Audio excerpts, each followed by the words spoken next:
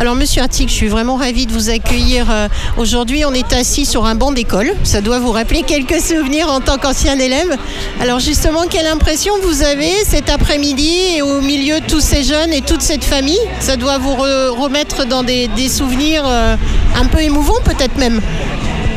C'est vrai que chaque fois que je reviens dans cette cour, je me souviens de ce que fut mon enfance, puisque j'ai passé de nombreuses années ici. Mes parents habitaient sur le square de Champagne, donc dans ce quartier, et j'ai été pour la première fois inscrit en petite section de maternelle, et j'ai suivi ensuite toutes ces années-là avec des souvenirs de professeurs qui m'ont beaucoup marqué, de frères maristes aussi, parce qu'il ne faut pas oublier que cette école a toujours une tutelle qui est la tutelle des frères maristes.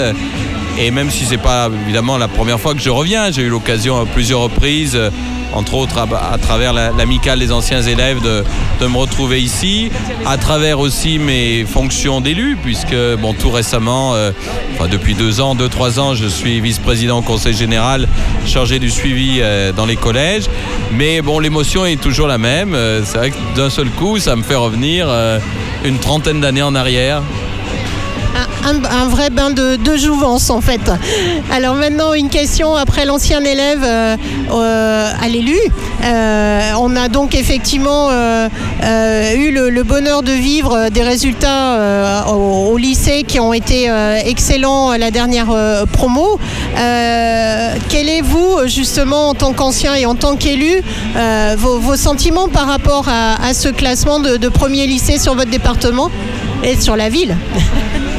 Compte tenu des sentiments qui me relient à cette école, des années que j'y ai passées, de la petite section jusqu'au baccalauréat, tous les événements qui touchent cette école, évidemment, ne me laissent pas indifférent. J'ai vécu les difficultés dont j'ai eu connaissance avec beaucoup de tristesse, mais ce qui m'a fait plaisir, c'est de voir que cette école ne baissait pas les bras, qu'il y avait quand même la volonté de continuer, de s'en sortir, d'innover malgré tous ces problèmes. Et le fait d'avoir cette reconnaissance, ce classement, je pense que c'était important pour l'image de l'école, montrer qu'ici, on pouvait très bien réussir et faire en sorte que c'était l'école qui était celle qui préparait le mieux au baccalauréat.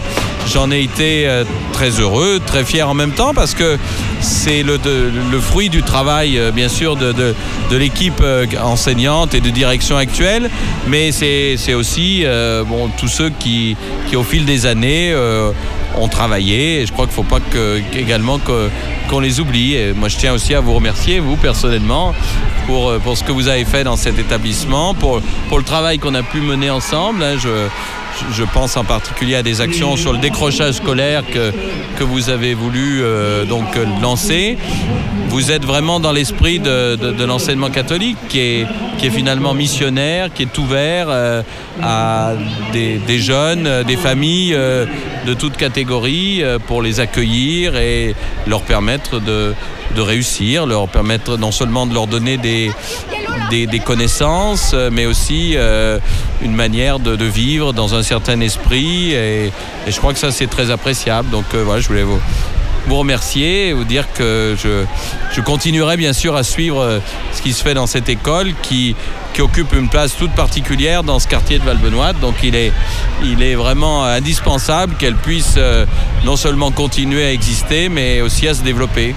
Très bien. Merci beaucoup, Monsieur Artigue, de nous avoir consacré ce temps cet après-midi. Merci. Ça a été un honneur pour nous et toutes les familles qui sont là aujourd'hui et qui vous voient comme un témoin et un soutien. Merci beaucoup à vous.